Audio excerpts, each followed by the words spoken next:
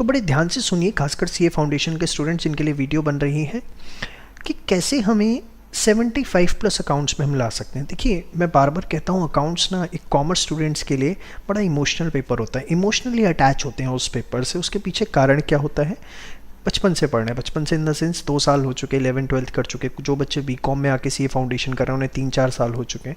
तो हर कोई चाहता है कि अकाउंट्स के अंदर अच्छे नंबर आ सकें, किसी तरीके से हम अकाउंट्स में अच्छे मार्क्स लाएं। सोचना गलत भी नहीं है, आने भी चाहिए। बट क्या फैक्ट ऐसा हो पाता है कि हम 75 ला पाते हैं? जहां हम 12th में 90 प्लस ला रहे होते हैं, अकाउंट्स के अंदर 95 प्लस इवन 100 ला रहे होते हैं, वहां हम यहां पर 60 भी नहीं ला पाते, 70 पे रुक जाते हैं। बहुत कम बच्चे 75 क्रॉस कर पाते हैं। क्या उसके पीछे रीजंस होते हैं? तो वो मैं आपको एक एक करके सारे बताने जा रहा हूँ, बड़े ध्यान से सुनिएगा। एंड बिलीव मी, अगर ये बातें आप मेरी फॉलो करते हैं तो definitely you will be able to score 75 plus in accounts. Distinction तो आई ही आई, एग्जामिशन तो मिली ही मिली, साथ में आपकी डिस्टिंक्शन भी आई, और कहीं ना कहीं एक ओवरऑल मार्क्स बनाने में भी आपके लिए बेनिफिशियल रहेगा। देखिए, मैं आपको बताऊं, पेपर मुश्किल नहीं आता। पॉइंट नंबर 1, पेपर कहीं से भी अगर आप देखें कि मुश्किल आया हो, ऐसा नहीं होता। पेपर जो होता है वो कंपैरेटिवली लेंदी होता है। लेंदी इन द सेंस कि आप 3 घंटे के अंदर पेपर पूरा नहीं कर पाते, ये सबसे बड़ा रीज़न होता है। तो उसके लिए आपको क्या करना है? आपको डे 1 से बहुत अच्छी प्रैक्टिस करनी है राइटिंग की, बहुत अच्छी राइटिंग प्रैक्टिस करनी है। अकाउंट्स के अंदर सिर्फ आपको क्वेश्चंस देखने नहीं है कि हाँ ये हो गया, ये हो गया, ये हो गया। Do it again and again and again and again, and when you are solving the questions, solve it with the help of proper formats. Only then आप जो है अपनी स्पीड बढ़ा पाएंगे। होता क्या है, अभी आप रफली अकाउंट्स बनाए, आपने रफली सब कुछ कर लिया, बट इन पेपर आपको वो सब कुछ प्रॉपर वे में करना पड़ता है, क्योंकि वहाँ पर आपको प्रॉपर वे में करना पड़ता है। आपने प्रैक्टिस रफ में की होती है, तो वहाँ पर आपकी फ्रस्ट्रेशन, इरिटेशन लेवल बढ़ जाता है। क्यों? आपको आदत नहीं है उस चीज़ की, आप हैबिचुअल नहीं हो। तो डे 1 से जब आप प्रैक्टिस भी कर रहे हैं तो हैबिचुअल रहिए। आप सारे जो भी फॉर्मेट्स बनाते हैं, पेंसिल से बनाते हैं, बनाइए उसको, जो मतलब जैसे आपको एग्ज़ाम में पेपर करना है वैसे ही आपकी प्रैक्टिस होनी चाहिए। इससे क्या होगा, एग्ज़ाम के अंदर जो एक ही टाइम गैप आता है रफ प्रैक्टिस का और प्रॉपर प्रैक्टिस का, वो जो टाइम है वो कंपैरेटिवली रिड्यूस होगा। आपको रफ प्रैक्टिस के अंदर ये अंदाज़ा होगा कि कहाँ आपको कितनी स्पीड बढ़ाने की ज़रूरत है। Point number 2, mock test paper जरूर करिए। जो आईसीआई के मॉक टेस्ट पेपर है या कहीं से भी अरेंज हो पाते हैं, तो आप मॉक टेस्ट पेपर जरूर सॉल्व करिए। And how to do it? Time bound. Suppose आपने 7 AM शुरू किया, 10 AM सरेंडर इट, और एकदम वैसे ही जैसे आप एग्जाम में एक्सपेक्ट करते हैं कि आपने वैसे ही पेपर करना है जैसे आप एग्जाम में करके आएंगे, प्रॉपर फॉर्मेटिंग से। और इनकेस कोई क्वेश्चन आपने प्रॉपर फॉर्मेटिंग से नहीं किया तो आप अपने नंबर खुद काटिए, आंसर्स उसके निकालिए, क्रॉस चेक करिए, जैसी प्रेजेंटेशन उसके अंदर है वैसी ही प्रेजेंटेशन आपने करिए, तभी अपने आप को फुल मार्क्स अलॉट करिए, अदरवाइज फुल मार्क्स अलॉट नहीं करिए। 2 एडवाइस मैंने दिए। तीसरी एडवाइस मैं आपको ये देना चाहूँगा कि प्लीज़ अपने स्टडी मैट को, जो हमारे इंस्टीट्यूट का स्टडी मैट है, उसको हमें बिल्कुल भी इग्नोर नहीं करना। उसका एक एक क्वेश्चन, चाहे वो एक्सरसाइज का क्वेश्चन है, चाहे वो इलस्ट्रेशंस हैं, वो हमें सारे इलस्ट्रेशंस एंड क्वेश्चंस जरूर सॉल्व करने हैं, including RTP and past exam question. इससे ज़्यादा हमें बाहर जाने की भी ज़रूरत नहीं है, नए नए मटेरियल करने की ज़रूरत नहीं, क्योंकि जितना आप नया मटेरियल करेंगे उतना आप कन्फ्यूज होंगे। Just be strict to the institute study material, RTP and mock test papers जो भी वो इश्यू करते हैं। तो मेरी ये 3 बातें अगर आप फॉलो करते हैं तो I personally believe you will be able to score 75 plus in accounts.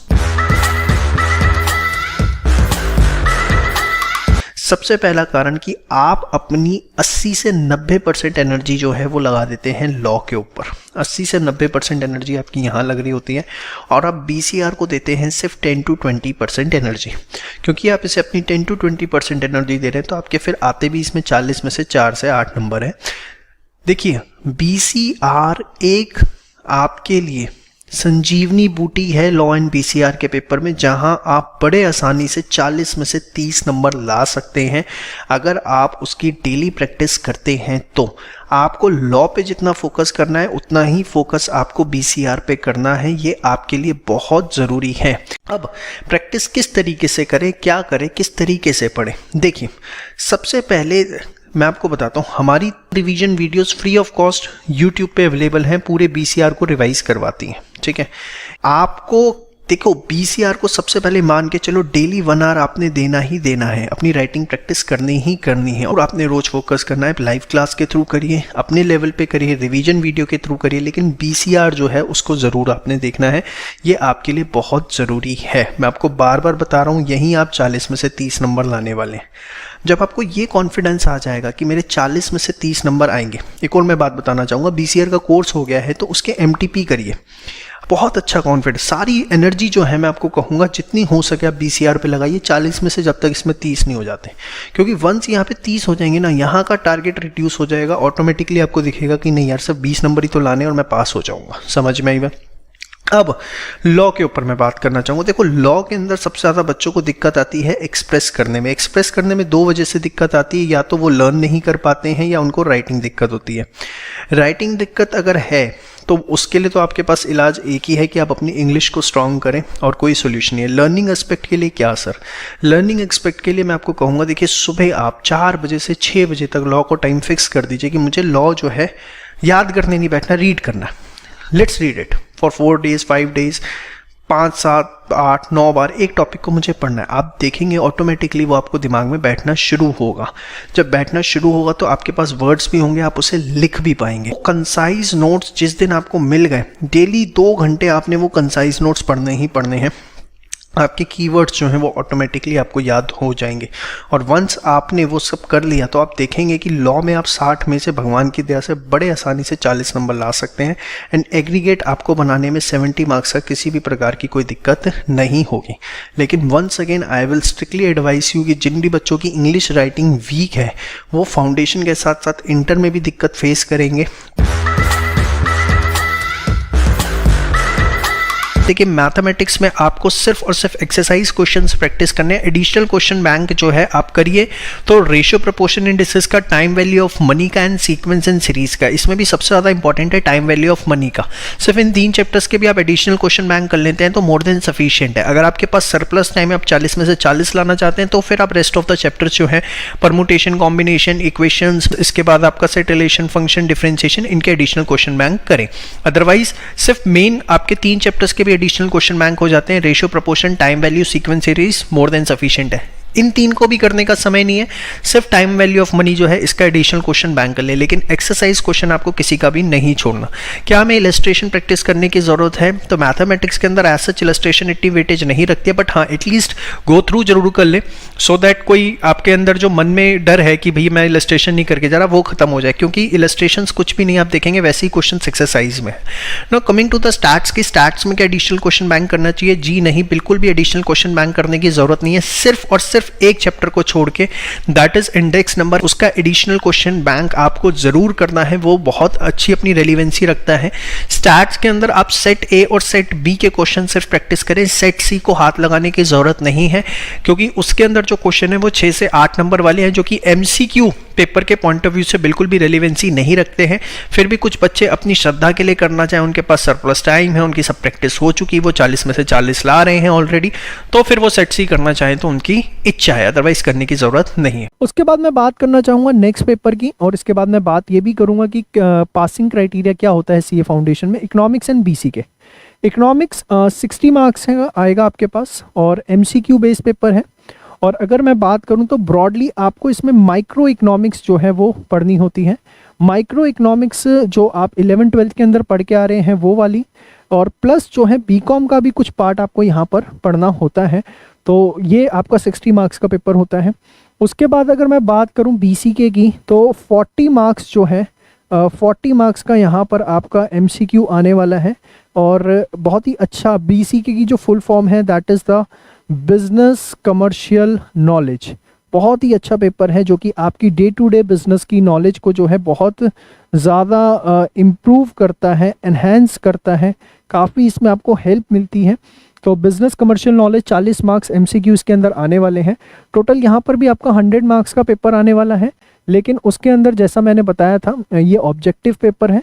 तो ऑब्जेक्टिव पेपर जो है मतलब एमसीक्यू बेस्ड पेपर, तो इसमें आपको 2 आवर्स का टाइम मिलने वाला है सबसे पहली चीज़, और कोई भी जो है इंटरनल चॉइस नहीं होगी किसी भी तरीके की, और आपको जो है किसी भी तरीके से 40 मार्क्स लेके आने हैं, चाहे आप वो इको से ले आए, बीसीकी से ले आए, दोनों के कॉम्बिनेशन से ले आए, 40 नंबर जो है आपको टोटल लेकर आने हैं, ठीक है।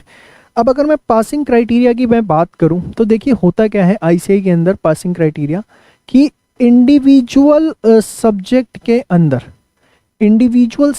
अंदर जो है कम से कम मिनिमम आपके 40 मार्क्स आने चाहिए, मिनिमम 40 मार्क्स आपके आने चाहिए। और जो टोटल आपका बन रहा है एग्रीगेट ऑफ मार्क्स आपके हैं, एग्रीगेट मार्क्स जो है वो आपके कम से कम 50% होने चाहिए। मतलब अगर मैं बात करूं तो सपोज अकाउंट्स, लॉ बीसीआर, ठीक है, फिर आपका एमएसएलआर, दो एग्जांपल से मैं आपको समझा दूंगा, इको बीसी के, ठीक है। अब हुआ क्या, किसी बच्चे के सपोज यहाँ 60 आ गए, यहाँ 50 आ गए, यहाँ पर 30 आए और यहाँ पर आ गए 90। तो आप देखिए 60, 50, 90, 230 नंबर है, ठीक है। ऐसा देखा जाए तो उसके बहुत ही बढ़िया नंबर हैं बच्चे के, 230 नंबर हो गए, ठीक है। लेकिन अब आपका जो टोटल पेपर था वो 400 का था भाई, 100 नंबर के पेपर हैं तो 400 हो जाते हैं, उसका 50% होता है कितना, 200। तो आपके 200 से ज़्यादा हैं, 230 नंबर हैं। लेकिन प्रॉब्लम क्या हो गया कि हर सब्जेक्ट में कम से कम 40 नंबर होने चाहिए, क्योंकि यहाँ पर आपके 30 नंबर रह गए तो आपको जो है प्रमोट नहीं किया जाएगा इंटरमीडिएट लेवल पे। कम से कम हर सब्जेक्ट में 40 नंबर होने चाहिए और एग्रीगेट में जो है आपके वो 200 नंबर या उससे ज़्यादा होने चाहिए। तो अगर ये मार्कशीट इस तरीके से होती कि अकाउंट्स में 60, लॉ बीसीआर में 40, एमएसएलआर के अंदर 40 और इको बीसीके में 60, ठीक है, तो आपके 200 होते और आप पास कंसिडर किए जाते, चाहे मार्क्स कम भी हैं लेकिन आप पास होते, क्योंकि हर सब्जेक्ट में मिनिमम 40 मार्क्स का जो क्राइटेरिया वो आपका पूरा हो रहा है। तो बैलेंस करके पढ़ाई को करना बहुत ज़्यादा ज़रूरी होता है। अब इसके बाद बच्चों को एक बड़ा कॉमन सा डाउट रहता है कि हमें कौन से पेपर्स के साथ सबसे पहले पढ़ाई शुरू करनी चाहिए, किस तरीके से करनी चाहिए। पूरा डिटेल्ड वीडियो है तो इसलिए सारी बातें यहाँ पर मैं आपको बता रहा हूँ। देखिए सबसे पहले मैं ये एडवाइस करता हूँ कि आप 2 पेपर उठाएँ, अकाउंट्स और साथ में उठाएँ लॉ। लेकिन अगर किसी बच्चे के पास 11th-12th में मैथ्स नहीं था तो वो लॉ और मैथ्स स्टेट्स एलआर भी उठा सकते हैं, अकाउंट्स को वो एक बार ड्रॉप कर दें। कोई 2 पेपर के साथ जो है आप स्टार्टिंग करें, एक आप प्रैक्टिकल लें, एक आप थ्योरी का पेपर लें, ठीक है। और इन 2 में से 2 पेपर्स को कम से कम 15 से 20 दिन तक चलाएं, 15 to 20 डेज। जब भी पढ़ने बैठते हैं कम से कम एक सब्जेक्ट को 4 घंटे के लिए पढ़ें। लॉन्ग सिटिंग आवर्स की यहाँ पर ज़रूरत होती है, इस चीज़ को डिनाई नहीं किया जा सकता, क्योंकि आप कॉमर्स का one of the legendary course कर रहे हैं। लेजेंडरी हर सेंस में, आपके एफर्ट्स भी एकदम नेक्स्ट लेवल होने वाले हैं, कोर्स का कंटेंट भी नेक्स्ट लेवल होने वाला है, इस चीज़ को डिनाई नहीं किया जाता। तो 15 से 20 दिन अकाउंट्स लॉ आप 4 घंटे के हिसाब से, मतलब 4 आवर्स अकाउंट्स 4 आवर्स लॉ, इस तरीके से पढ़ें। जब कोई भी एक सब्जेक्ट आपको कंफर्टेबल होता हुआ दिखता है, उसका आपको लगता है कि हाँ मेरा 50% कोर्स हो गया, देन आप जो है अपना 3rd सब्जेक्ट वहाँ से अपना शुरू कर सकते हैं।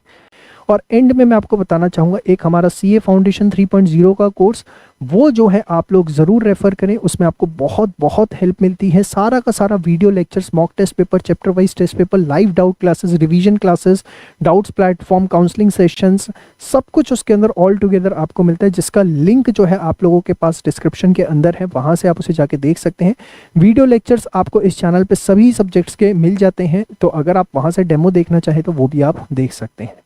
कैसा लगा वीडियो कमेंट सेक्शन के अंदर ज़रूर बताएं। तब तक के लिए दिल लगा कर पढ़ते रहिए। बाय बाय, टेक केयर, जय श्री श्याम।